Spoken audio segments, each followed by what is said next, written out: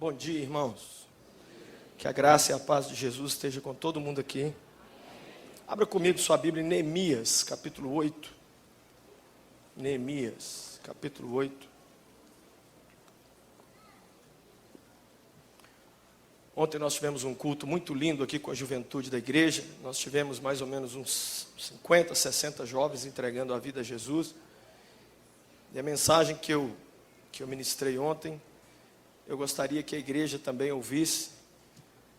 Nós pregadores sempre passamos uma luta com Deus, porque a gente sabe assim o que pregar que mexe mais com as pessoas. Mas às vezes Jesus manda a gente falar algumas coisas, e é isso que eu queria falar nessa manhã. Neemias 8, verso 1. Quem achou, diga, eu achei. Neemias 8, verso 1, compartilhe a sua Bíblia se tiver alguém aí precisando. Diz assim a minha Bíblia: quando chegou o 7º mês, e os israelitas tinham se instalado em suas cidades, todo o povo juntou-se como se fosse um só homem na praça, em frente da porta das águas. Pediram ao escriba Esdras que trouxesse o livro da lei de Moisés, que o Senhor dera a Israel. Assim, no primeiro dia do 7º mês, o sacerdote Esdras trouxe a lei diante da assembleia, que era constituída de homens e mulheres e de todos os que podiam entender.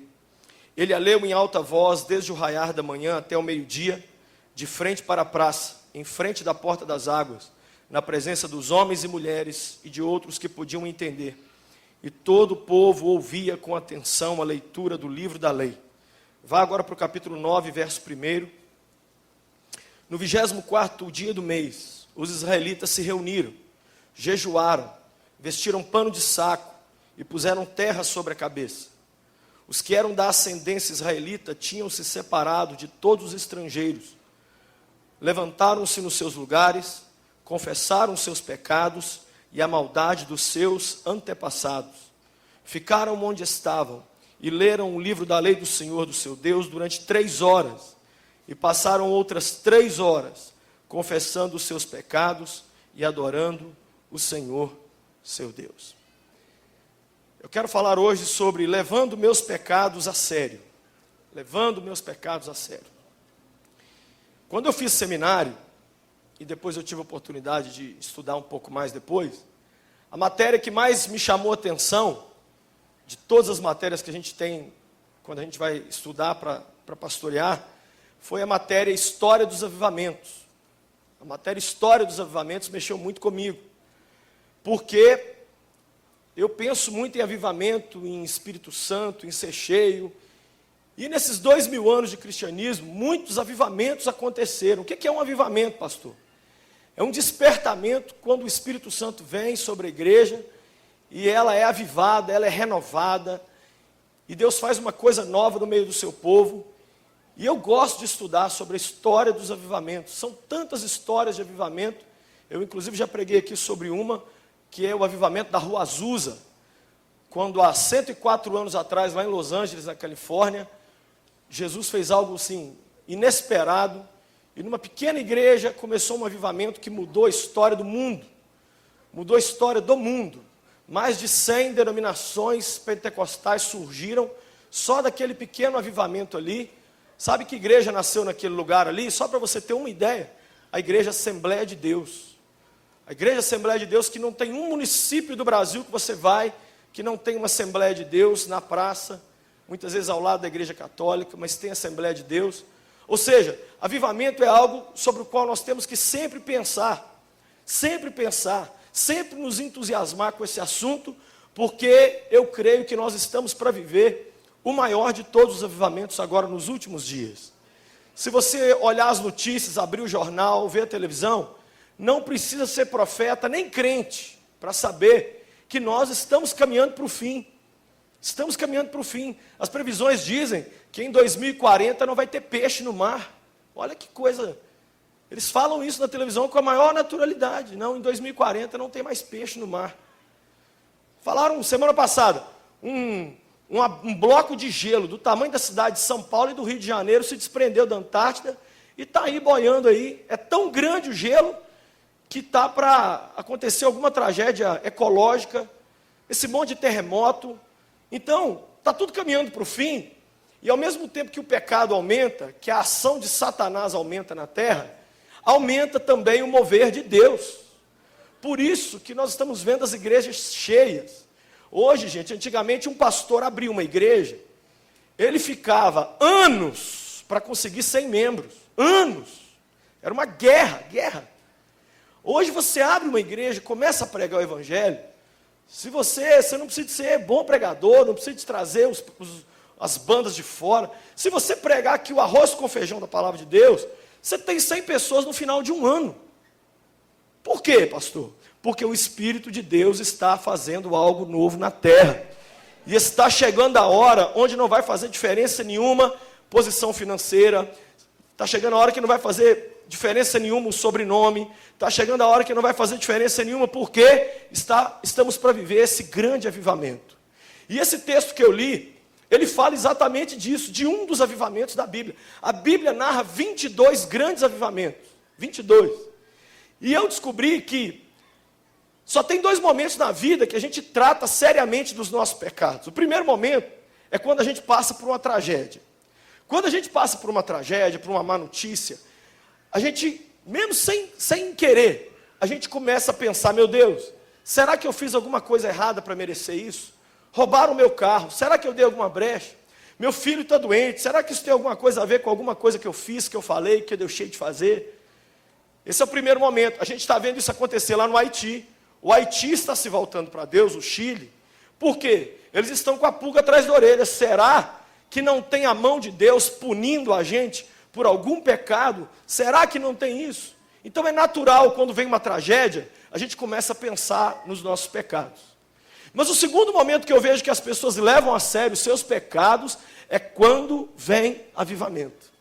Quando vem um avivamento, as pessoas fazem uma análise fria da sua vida, e não há na história do cristianismo, e mesmo no Velho Testamento, nenhum avivamento onde as pessoas não se arrependeram profundamente dos seus pecados. Pastor, por que você está pregando essa palavra nessa manhã? Porque toda vez que eu vou orar, que eu vou falar com Deus, Senhor, nos enche do Espírito Santo, todas as vezes que eu penso nesse assunto, vem uma coisa dentro de mim: resolve os pecados. Resolve os pecados. Assim como uma noiva não veste o seu vestido de noiva sem antes tomar um banho e se perfumar, Jesus também não quer nos encher sem antes nós tratarmos da questão do pecado. Esse texto aqui mostra exatamente a ordem em que um avivamento acontece. Coloca aí, por favor, para eu mostrar para as pessoas a ordem em que acontece um avivamento. Primeira coisa que acontece num avivamento é que as pessoas ouvem a palavra de Deus. Olha ali. Avivamento começa com pregação. O que é esse culto dessa manhã? É mais uma tentativa de Deus de me avivar e de te avivar. Por quê? Porque a palavra está sendo pregada. Seja através de uma música, seja através de um pregador, seja através de um programa de televisão. O primeiro passo de qualquer avivamento é a pregação da palavra. A palavra é pregada e aquela palavra vem de encontro à sua vida. Esse é o primeiro passo. Você vê aqui no texto que nós lemos, que o povo de Israel todo se reuniu. Esdras construiu um púlpito, pôs a Bíblia lá e começou a ler a lei do Senhor em voz alta para milhares de pessoas, sem microfone. Era um silêncio absoluto, criança não chorava, ninguém se movia do lugar, e Esdras lendo em voz alta a lei do Senhor. Segunda coisa que acontece quando vem um avivamento: arrependimento com lágrimas. Por que eu coloquei com lágrimas? Porque arrependimento sem lágrimas não é arrependimento. Eu coloquei uma frase num dos meus livros que eu digo assim: confessar pecados sem lágrimas nos olhos não é confessar, é comentar. Quando há arrependimento verdadeiro, as pessoas abrem a boca a chorar. Abre a boca a chorar. Por quê? Porque elas sentem a dor do pecado. Elas dizem: como pode eu ter feito isso com Deus? Como eu vivi tão afastado de Deus? Olha o absurdo que eu cometi. E aquilo te fere tanto, te machuca tanto, que você chora. A coisa mais engraçada que eu notei estudando os avivamentos é que não há um avivamento sem lágrima. Nenhum. Nós podemos dizer com isso então, que quanto mais secos estão os nossos olhos, menos avivados nós estamos. Mas quanto mais nós choramos, eu sempre tive uma luta com esse negócio de chorar, porque eu sou muito chorão. Eu venho para o culto, eu choro. e eu prego, geralmente eu choro quando eu estou pregando, e eu já orei e falei, Deus, tira isso de mim, e Jesus falou comigo, só se for para te piorar, eu quero você chorão. Quanto mais chorão, mais você está sentindo o que você faz de errado, o que você é, o que você está fazendo. Então, lágrimas nos olhos é sinal de avivamento. Diga para quem está do seu lado, lágrimas nos olhos é sinal de avivamento. O texto diz aqui que o povo chorou em alta voz. Chorou em alta voz. O que mais? Terceiro passo de um avivamento, pedido de perdão. Existe o pedido de perdão público e existe o pedido de perdão individual. Quem sabe você até já pediu perdão pelos seus pecados individuais, mas você ainda não reuniu sua família e falou assim, vamos fazer uma oração pedindo perdão a Jesus pelo vício da bebida alcoólica que sempre dominou essa casa, ainda que você nunca bebeu uma cerveja, mas a Bíblia nos fala, olha o que diz o verso 2, pediram perdão, confessaram os seus pecados e a maldade dos seus antepassados. A pastora Gina pregou aqui 2 semanas atrás, ela falou isso, que nós temos que confessar a Deus os nossos erros, mas os erros da nossa casa também, porque Deus trata conosco individualmente, mas trata com a gente como família. E nessa oração, sabe como é que você ora? Senhor, nós estamos frios, nós estamos plantados diante da televisão e não oramos, nós estamos brigando demais aqui em casa, ainda que você não esteja fazendo isso, mas a Bíblia nos mostra, e a história do cristianismo nos mostra, que todo avivamento tem um pedido de perdão radical, onde a igreja se reúne, e onde as famílias se reúnem, e onde o indivíduo, pessoalmente, fala com Deus, Deus, eu tenho feito isso, tenho feito isso, tenho feito aquilo. Quarto passo de um avivamento, qual é? É o abandono completo das práticas antigas. Abandono, a pessoa era homossexual, larga aquela vida de homossexualismo. A pessoa bebia bebida alcoólica, larga a bebida alcoólica. A pessoa era ladrão, roubava, para de roubar. O abandono das práticas antigas. Era feiticeiro, parava com a feitiçaria. Era mentiroso, para com a mentira. O abandono das práticas antigas é parte do avivamento. Não existe, eu estou confessando meus pecados, mas eu vou manter isso aqui na minha vida, essa conduta. Não. Tem que haver um abandono, um rompimento radical. O que mais? Quinto, recolhimento e destruição de tudo que promovia o pecado.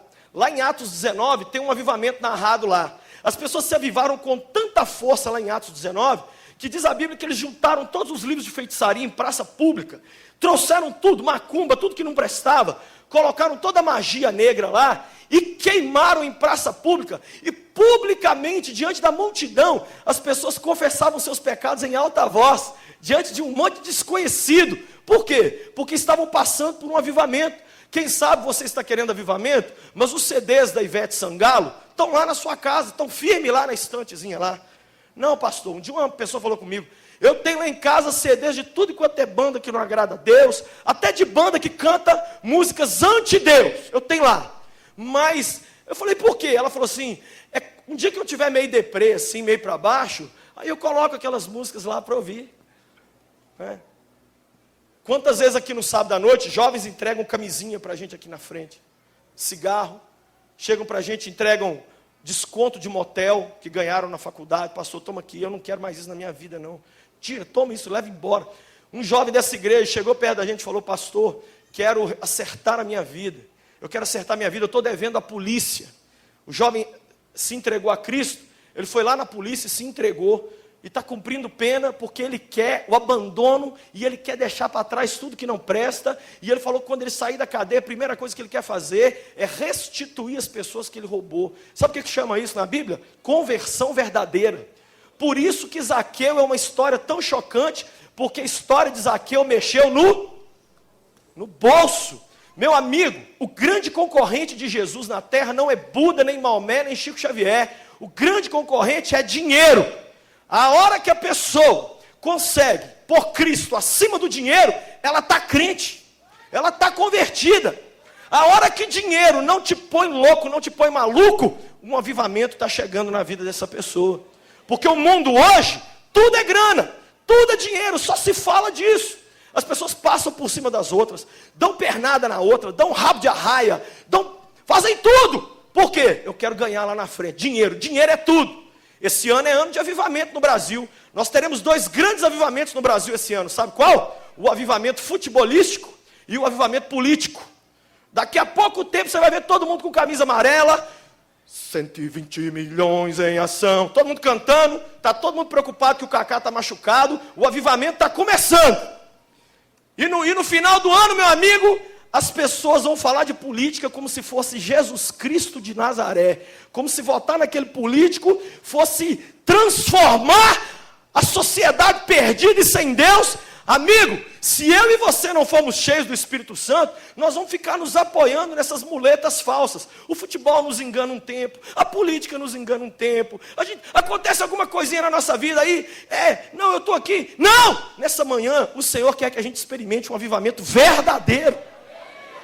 Verdadeiro, que vai mexer conosco aqui dentro.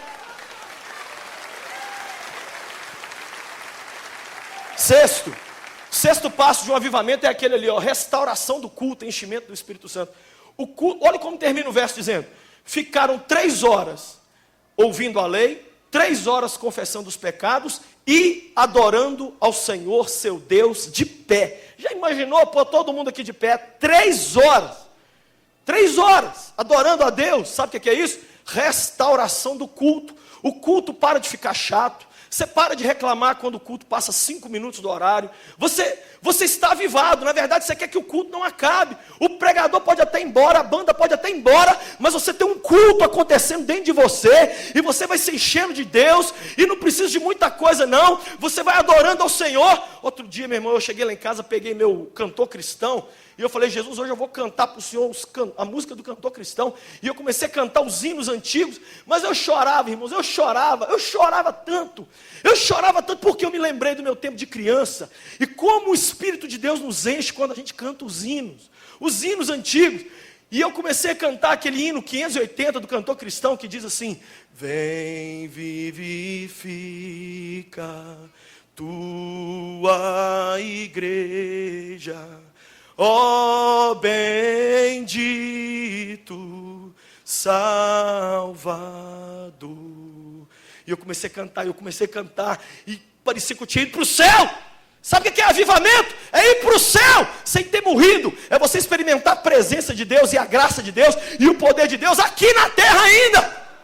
Nós estamos colocando muita expectativa de felicidade em cima das pessoas que estão ao nosso redor. Aí quando elas nos frustram, a gente fica com raiva e começa a ficar decepcionado. Mas na verdade, quem vai nos pôr feliz de verdade é Deus. É Deus. Depois dele, tudo que vier é lucro. Por isso que o apóstolo Paulo falou: para mim, morrer é lucro e viver é Cristo. É Cristo. Eu tenho Jesus. Amém. Vai dar certo no final. E qual que é o último passo do avivamento? Obediência diária aos mandamentos de Jesus. Aí, meu amigo, não tem que mãe ficar levantando o jovem falando: vamos para a escola bíblica dominical, vamos. Não tem que a esposa falar com o marido: meu bem, vamos para o culto, meu bem. Gente, vamos dizimar e ofertar. Gente, vamos ler uma Bíblia. Não tem que ninguém mandar, porque já tem uma força dentro da pessoa dizendo: você não vai encarar esse dia sem orar e sem ler uma Bíblia, não vai? Não vou não, eu não sou doido. Você tem dentro de você uma paixão, um fogo, uma gasolina que vai te levando para frente. É isso que nós vemos aqui no texto acontecendo. Agora, por que Deus manda a gente levar tão a sério os nossos pecados antes de vir um avivamento? Porque não tem jeito dos dois coincidirem na vida, não tem jeito dos dois. Vem aqui, por favor, o Sandro e o tecladista, vem aqui vocês dois, rapidinho. Fazer a mesma coisa que eu fiz aqui ontem para você entender. Não tem jeito dos dois coexistir, não tem como. Vem aqui, rapidamente. Olha aqui. Esse menino bonito aqui é o pecado. Fica aí, Sandro, você é o Espírito Santo. Vem cá. Eu sou você. Eu estou com o pecado aqui, ó. Eu tenho preguiça, eu tenho raiva do meu irmão, eu tenho ira, eu fofoco, eu compro e não pago, eu tenho inveja, tem várias coisas em mim que Deus não se agrada, mas eu já entreguei minha vida a Ele, mas esses pecados eu vou levando, e eu vou levando, e eu vou levando. E eu quero ser cheio do Espírito Santo. Vem cá, Espírito Santo. Você acha que Deus consegue fazer isso aqui? Uma pessoa ter os dois ao mesmo tempo? Tem como? Então como é que tem que ser? Volta lá. Tem que ser assim, ó. Ele está comigo, o pecado. É assim que Deus faz, ó. Um novo nível de aproximação de Deus requer um novo nível de afastamento do pecado. É assim, quer ver? Vai, pecado. Mais uma vez. Mais uma vez. Mais uma vez. É assim. Quanto mais seriamente você lidar com seus pecados, mais o Espírito Santo vai encher a sua vida. Obrigado. Mais o Espírito de Deus vai te encher. Ah não, mas eu quero tentar os dois. Vem Espírito Santo sobre a minha vida, vem. Mas eu não quero assim, ter que mudar meu temperamento, não. Eu não quero ter que pedir perdão a ninguém, eu não quero mudar nada. Eu só quero que o Senhor me encha para eu sentir gostoso. Que gostoso. Não. Por que, pastor, por que Deus tem essa neura dele com o pecado? Por causa daquilo que o pecado é. O que é o pecado para Deus? Você quer saber? Vai comigo lá em Ezequiel 36. Ezequiel 36, verso 17. Eu achei, na minha opinião, aquele que eu acho que é o verso bíblico perfeito para mostrar o que é o pecado para Deus. Olha o que é o pecado para Deus. Ezequiel 36, 17. Filho do homem, quando os israelitas moravam em sua própria terra, eles a contaminaram com a sua conduta e com as suas ações. Sua conduta era à minha vista como a impureza menstrual de uma mulher. Posso traduzir o que Deus está falando aqui? Quando alguém está fazendo o que não me agrada e está pecando, eu olho para ela, é como se eu visse essa pessoa coberta de menstruação. Você sabia que a mulher vive mais do que o homem porque ela se menstrua e sai dela toda a impureza uma vez por mês? A mulher brasileira vive 7 anos mais do que o homem por causa da menstruação. Por isso que se ouve falar de tantas viúvas e tão poucos viúvos, não é? Então, o que Deus está dizendo aqui? A pessoa fica completamente impura. É o pecado, é isso que Deus está falando. E o que o pecado faz conosco? Ele é a causa de todos os nossos fracassos e tristezas. Todos. Tudo de ruim. Agora, sabe o que eu já notei? A gente fica muito nervoso com as consequências do pecado. Mas não com o pecado. A gente fica muito bravo com aquilo que o pecado faz conosco. Mas não com aquilo que é o pecado. Por exemplo, a pessoa fica nervosa porque não passou no concurso e no vestibular. Mas o pecado da preguiça, que não deixou ela estudar para passar no concurso, não a incomoda.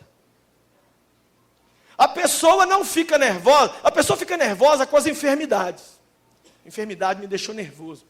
Que raiva, por que eu estou doente? Mas ela não fica nervosa com o mau cuidado do corpo, com a gula, que é um dos 7 pecados capitais. Não, isso aí não fica nervoso, não. Eu estou nervoso é só porque eu fiquei doente mesmo. A pessoa fica nervosa com a falta de dinheiro, mas não fica nervosa porque só nega o dízimo, que é um pecado, porque é descontrolada financeiramente e porque desperdiça. Esses pecados não mexem com a pessoa, mas a falta de dinheiro faz ela ficar doida. A pessoa fica com raiva do divórcio e do fim do namoro, mas a ira, a inveja, o ciúme, a pessoa não, que causou o divórcio, a pessoa não está triste com ela. Olha que coisa interessante. Por isso que Deus deixou o pecado ter consequência, porque senão a gente ia vivendo a revelia, a gente ia fazendo as coisas. Eu contei aqui ontem que um jovem, certa vez daqui da igreja, não me procurou, ele mandou um recado para mim. Eu falei com ele, olha, eu quero conversar com você. E eu sabia que ele estava fazendo o que não devia com uma moça. E ele mandou um recado, olha o recado que ele me mandou. Pastor, eu abri uma empresa e a minha empresa está crescendo muito. Se Deus não estivesse gostando que eu estou prostituindo, eu não estaria ganhando dinheiro. Agora eu quero te dar uma notícia. Apocalipse 2, 21, a Bíblia nos diz que Jesus dá prazo para a gente se arrepender. Ele dá o quê? Prazo. Jesus falou lá assim, dei-lhe tempo para que se arrependesse da sua imoralidade sexual, mas ela não quer. Olha para mim, durante um tempo a gente erra e nada acontece. Preste atenção nisso aqui, porque isso aqui resolve até uma outra grande pergunta que tem dentro de nós. Por que o ímpio peca e nada acontece, parece que está tudo bem com ele? Olha, tem um prazo correndo para todo mundo, para todo mundo. Deus diz assim, esse temperamento seu louco, essa gritaria, esse roubo, essa mentira sua tem prazo. Se você não se arrepender até tal data, aí as consequências chegarão. As consequências vêm. Quer ver a história na Bíblia? Vai comigo em 1 Samuel 15. 1 Samuel 15. Olha a história de um cara que não levou o pecado a sério e de outro que levou o pecado a sério. Olha que coisa, essa história mexe tanto comigo, Porque Deus rejeitou um homem e colocou um outro pior no lugar dele, mas o pior tratava o pecado seriamente e por isso venceu. Olha comigo lá, 1 Samuel 15. Samuel disse a Saul: eu sou aquele a quem o Senhor enviou para ungí-lo como rei em Israel, o povo dele. Por isso escute agora a mensagem do Senhor. Assim diz o Senhor dos exércitos: castigarei os amalequitas pelo que fizeram a Israel, atacando-o quando saía do Egito. Agora vão, ataque os amalequitas, consagre ao Senhor para destruição tudo que lhes pertence. Não os poupem. Mata homem, mata mulher, mata criança, mata recém-nascido, mata boi, mata ovelha, mata camelo, mata tudo. Verso 4. Então convocou Saul os homens e os reuniu em Telaim, 200.000 soldados de infantaria e 10.000 homens de Judá. Saul foi à cidade de Amaleque e armou uma emboscada no vale. Depois disse aos queneus: retirem-se, saiam do meio dos amalequitas para que eu não os destrua junto com eles, pois vocês foram bondosos com os israelitas quando eles estavam vindo do Egito. Então os queneus saíram do meio dos amalequitas. E Saul atacou os amalequitas por todo o caminho, desde Avilá até Sur, a leste do Egito. Capturou vivo Agag, rei dos amalequitas, e exterminou o seu povo. Mas Saul e o exército pouparam Agag, e o melhor das ovelhas e dos bois, e os bezerros gordos e os carneiros. Pouparam tudo que era bom, mas tudo que era desprezível e inútil, destruíram completamente. Primeira coisa que o pecado faz com a gente começa a achar que a nossa opinião está mais certa do que a de Deus. Foi isso que Saul fez aqui. Não, eu vou fazer o que eu estou achando que é certo, ainda que a palavra de Deus não é essa. Olha o verso 10. Então o Senhor falou a Samuel: arrependo-me de ter posto Saul como rei, pois ele me abandonou e não seguiu as minhas instruções. E Samuel ficou irado e clamou ao Senhor toda aquela noite. De madrugada Samuel foi ao encontro de Saul, mas lhe disseram: Saul foi para o Carmelo, onde ergueu um monumento em sua própria honra, e depois foi para Gilgal. Segunda coisa, o pecado nos coloca orgulhoso. Saul foi fazer um altar em homenagem a ele mesmo, sendo que ele tinha acabado de pecar. 13. Quando Samuel encontrou Saul, disse: o Senhor te abençoe, eu segui as instruções do Senhor. Terceira coisa sobre o pecado: o pecado faz a gente ser hipócrita. Ele não tinha seguido as instruções de Deus. É aquela pessoa que erra e fala: Pai do Senhor, tudo bem, glória a Deus, aleluia. Verso 14. Samuel, porém, perguntou: então, que balido de ovelha é esse que eu ouço com meus próprios ouvidos? E que mugido de bois é esse que eu estou ouvindo, Saul? Quarta verdade sobre o pecado: o pecado vem à tona. Na hora de pecar, Satanás fala com a gente assim: pode fazer que ninguém vai saber. Aí quando você peca, ele coloca no Jornal Nacional o nosso pecado. Ele põe na internet. É assim. Eu imagino os caras tentando calar a boca daqueles bichos. Cala a boca, gente. Aí Samuel falou: que barulho é esse que eu estou ouvindo? Não tem jeito, o histórico do computador vai mostrar o que apareceu. E muitas vezes quando a pessoa consegue tapar todos os rastros, mas a gente olha nos olhos dela e a gente vê que o brilho foi embora. Foi embora o brilho. Continua lendo aí, verso 15. Respondeu Saul: os soldados trouxeram dos amalequitas. Eles pouparam o melhor das ovelhas e dos bois para sacrificar ao Senhor teu Deus, mas destruímos totalmente o restante. Samuel disse: fique quieto, e eu lhe direi o que o Senhor me falou essa noite. Respondeu Saul: dize-me. E Samuel disse: embora pequeno aos seus próprios olhos, você não se tornou o líder das tribos de Israel? O Senhor ungiu como rei sobre Israel, verso 18, e o enviou numa missão ordenando: vai e destrua completamente aquele povo ímpio, os amalequitas. Guerrei contra eles até que os tenha eliminado. Por que você não obedeceu ao Senhor? Por que se lançou sobre os despojos e fez o que o Senhor reprova? Disse Saul: mas eu obedeci ao Senhor, cumpri a missão que o Senhor me designou. Eu trouxe Agag, o rei dos amalequitas, mas eu exterminei os amalequitas. Os soldados tomaram ovelhas e bois do despojo, o melhor do que estava consagrado a Deus, para destruição, a fim de os sacrificarem ao Senhor seu Deus em Gilgal. Ele falou que obedeceu, ele quase obedeceu. Eva também quase obedeceu. Judas quase obedeceu. Eu não sei quantos aqui são pais. Eu tenho 2 filhos. Eu quero que eles me beijem, me abracem e me dê presentes. Mas sabe o que eu quero deles mais do que qualquer coisa? Obediência. Na hora que eu falar, faça uma coisa, faça aquela coisa. E não faz pelo meio, faz tudo. Deus nessa manhã está dizendo para a gente: meu querido, olha, eu não vou negociar minhas ordens. Eu quero toda obediência. Toda obediência. Quem sabe nessa manhã tem alguma coisa que você sabe que Uma jovem me procurou ontem, falou comigo: pastor, Deus está falando comigo, tem 1 ano para eu terminar meu namoro. 1 ano. Sabe o que eu estou fazendo? Campanha. Subir no monte, para o meu namoro não terminar. A Bíblia diz que orar sobre aquilo que Deus já mandou a gente fazer é pecado, é feitiçaria, é errado. Quando Deus dá uma ordem, Ele não quer que a gente comente.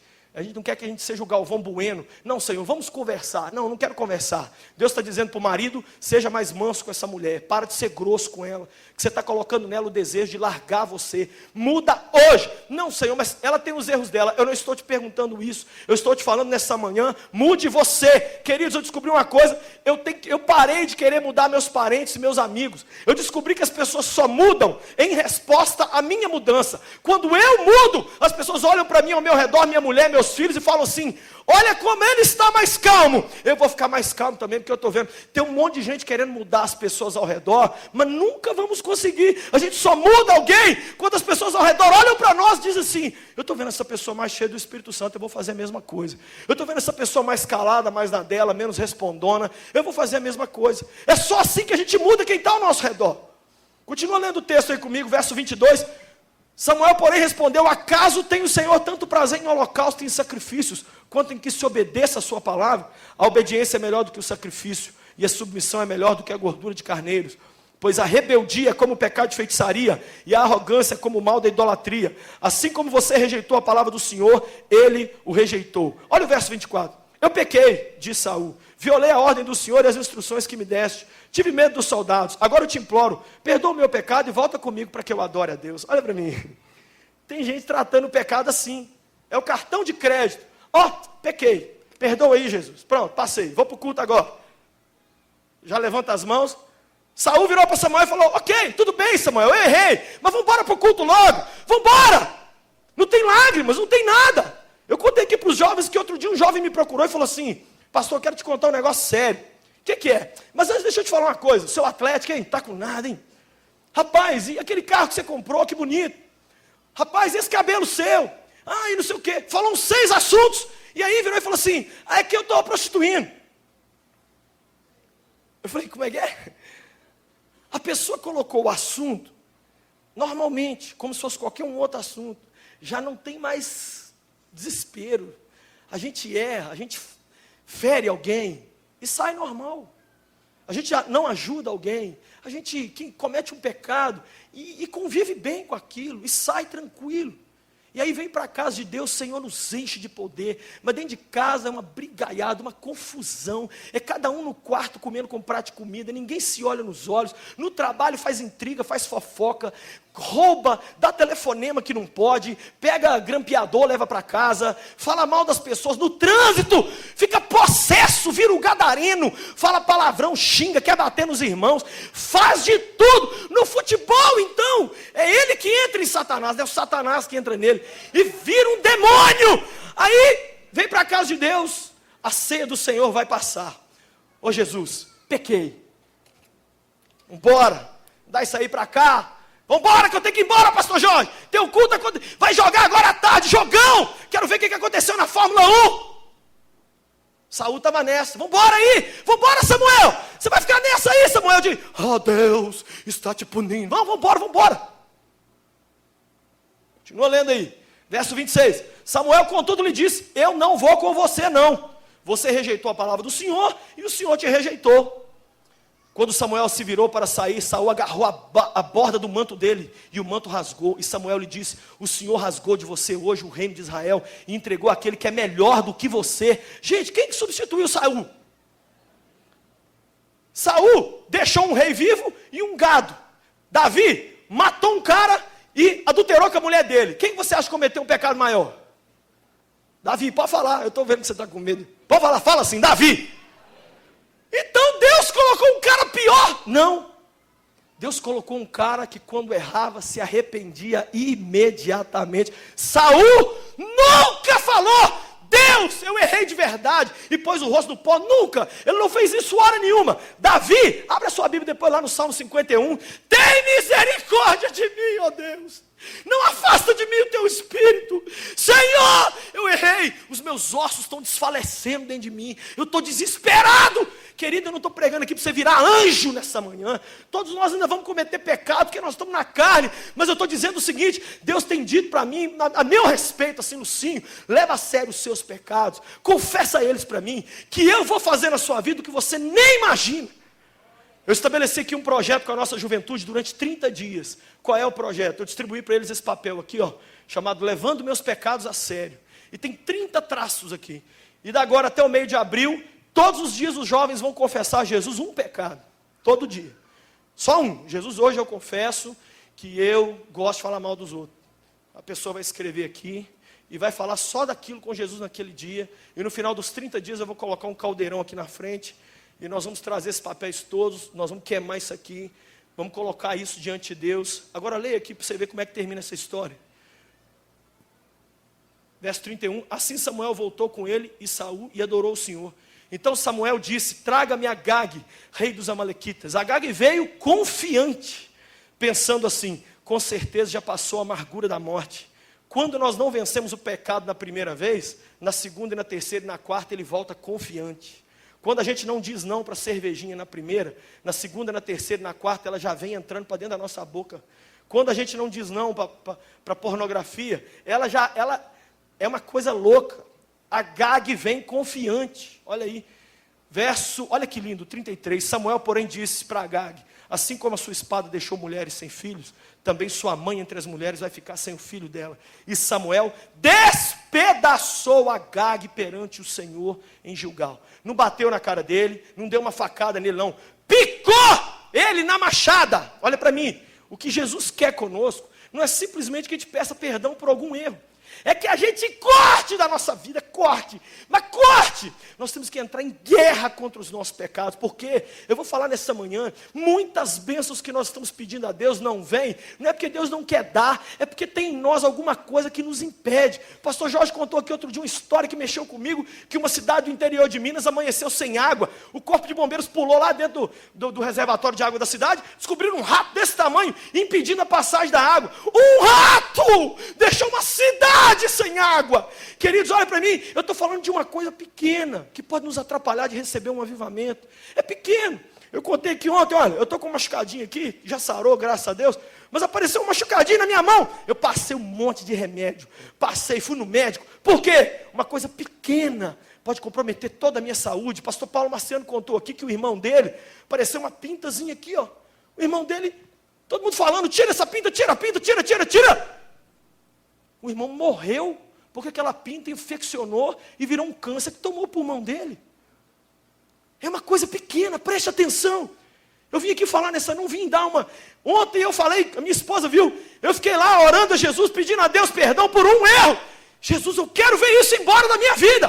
Tem que ir embora. Por quê? Porque eu estou querendo ser um avivamento, ter um avivamento. Eu estou querendo que quando eu oro para as pessoas, as coisas aconteçam. Mas eu sei que se tiver rato na minha vida, não acontece. É uma área que complica tudo.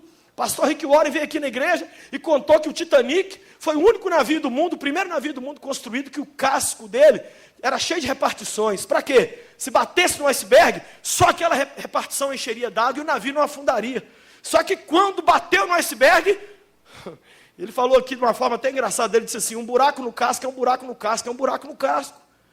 Um buraco no casco colocou todo aquele navio no chão. Preste atenção, quem sabe você tem vencido em muitas áreas, mas tem uma área que o Espírito de Deus está dizendo, muda nisso, muda. Olha os seus olhos, o que você está fazendo, olha as suas mãos, olha aqui, eu anotei para mim mesmo, olha aqui, olha, orgulho, ira, fofoca, timidez, inveja, adultério, mentira, gritaria, desprezo pelas pessoas, ódio, vingança, os vícios, a dúvida, os ciúmes, o roubo, a preguiça, homossexualismo, os olhares impuros, a murmuração, a falta de oração e da leitura bíblica é pecado, ingratidão, frieza espiritual, televisão e internet demais, não evangelizar ninguém, nem o vizinho de frente, briga com o cônjuge toda hora e os filhos assistindo, palavrões, preocupação, não envolvimento com a igreja, falta de perdão, egoísmo, desânimo, músicas mundanas, materialismo. A lista é grande. Essa lista eu estou fazendo para mim.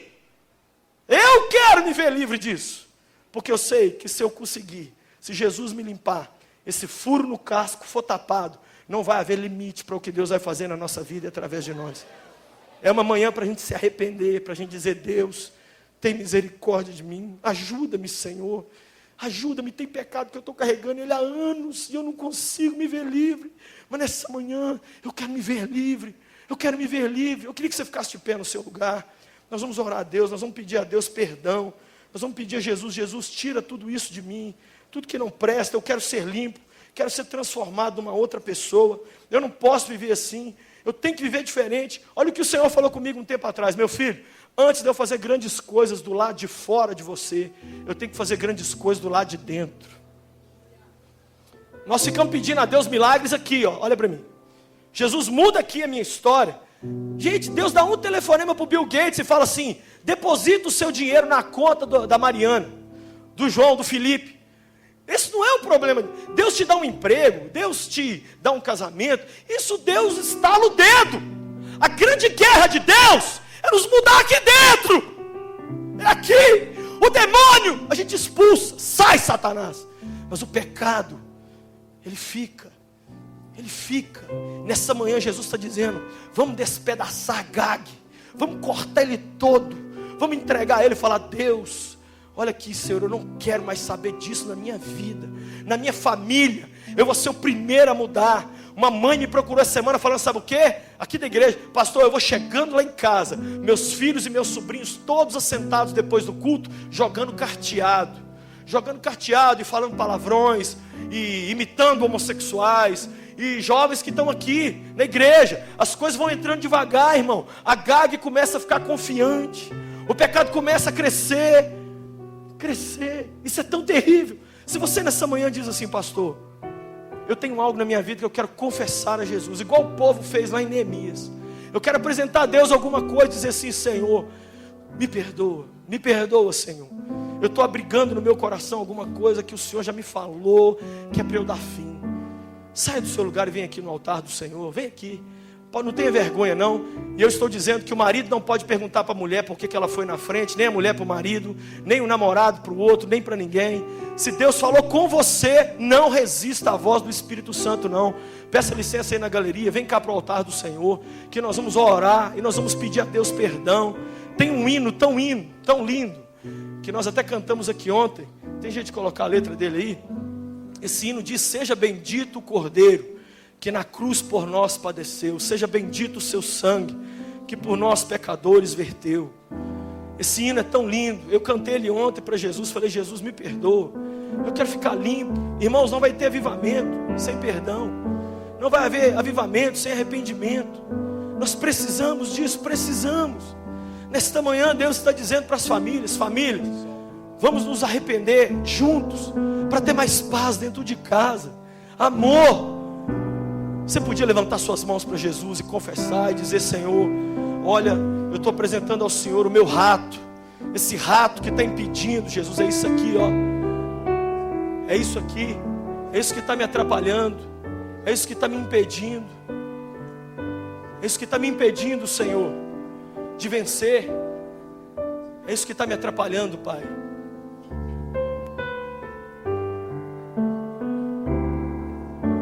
Seja bendito o Cordeiro, que na cruz por nós padeceu.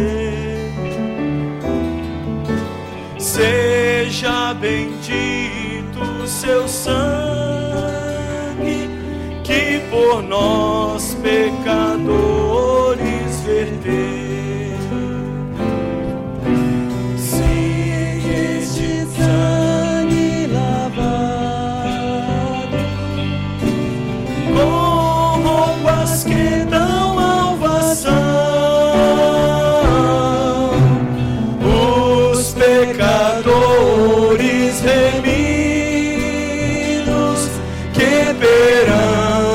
Seu Deus hoje está. Pega suas mãos e diga: alvo mais que a neve.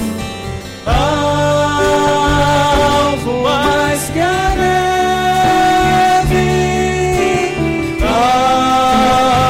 Alvo mais que a neve. Se neste sangue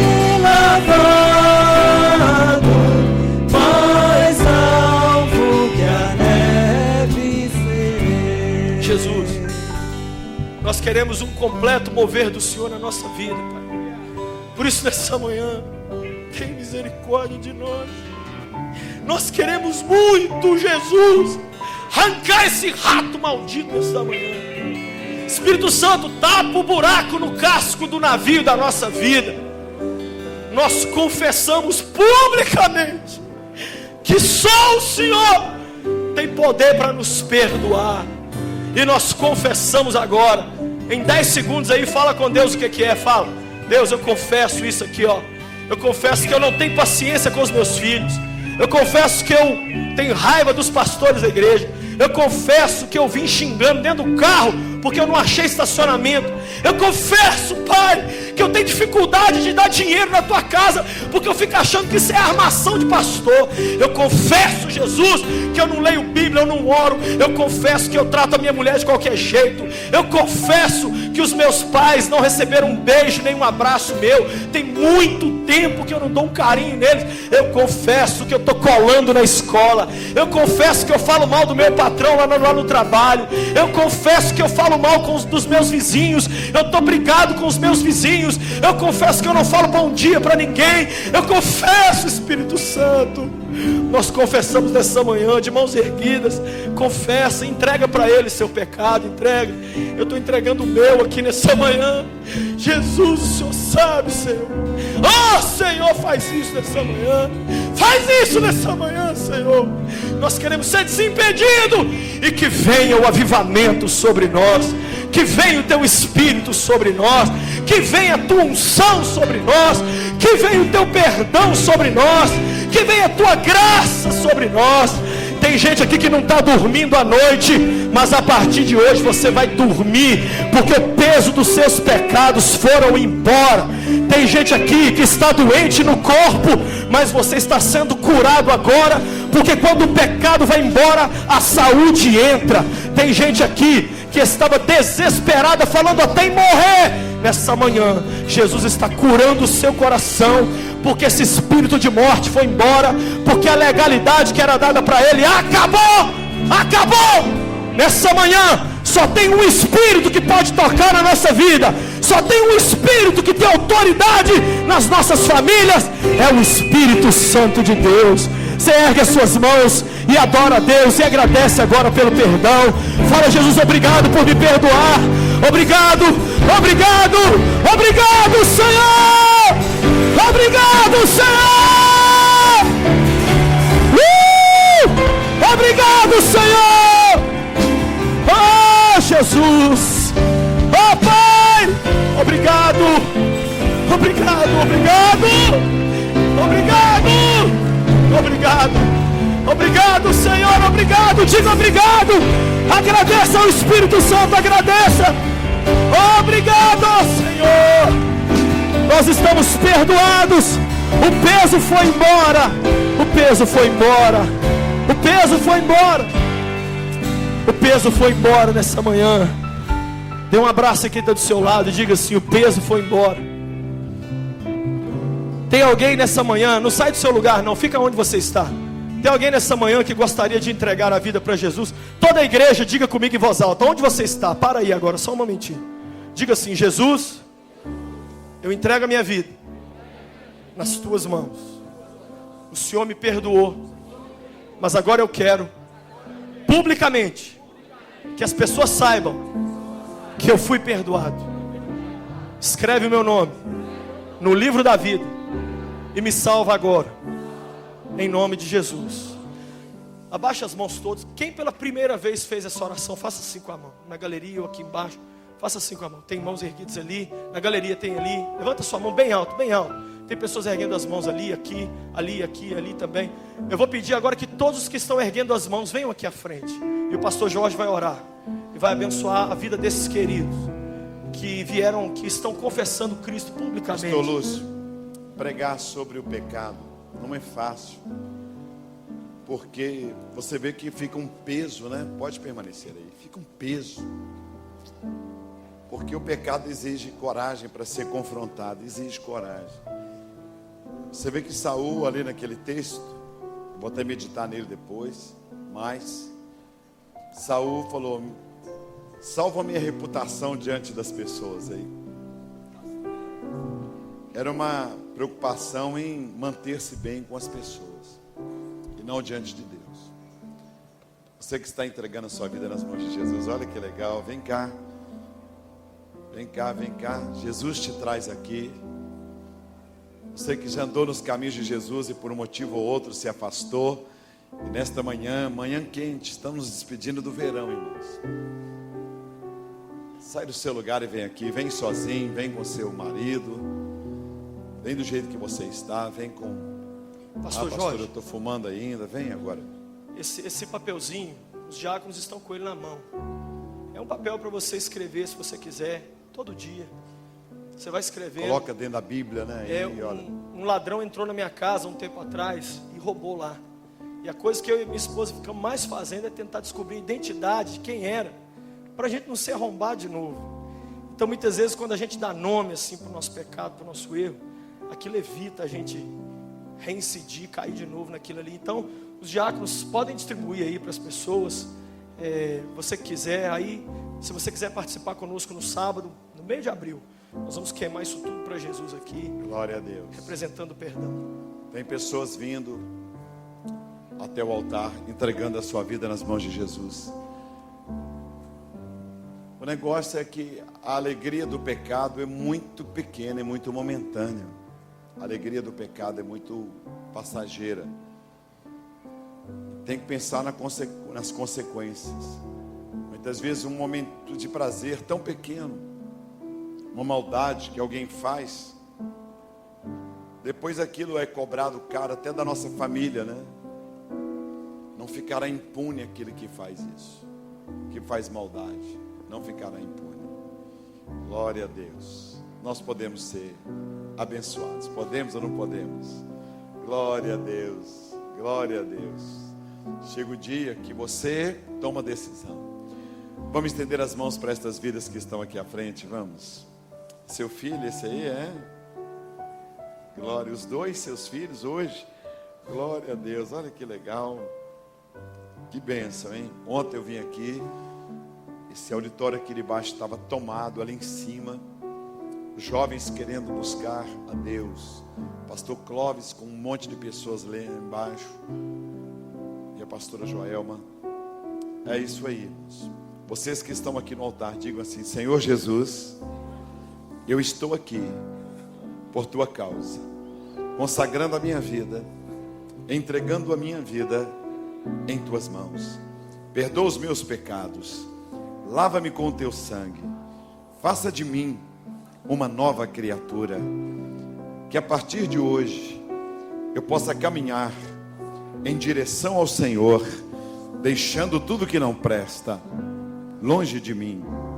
Dá-me o poder do teu Espírito Santo, e quando eu partir desta terra, quero ir direto para os teus braços. Amém. Vamos aplaudir ao Senhor. Glória a Deus. Graças a Deus. Que bênção.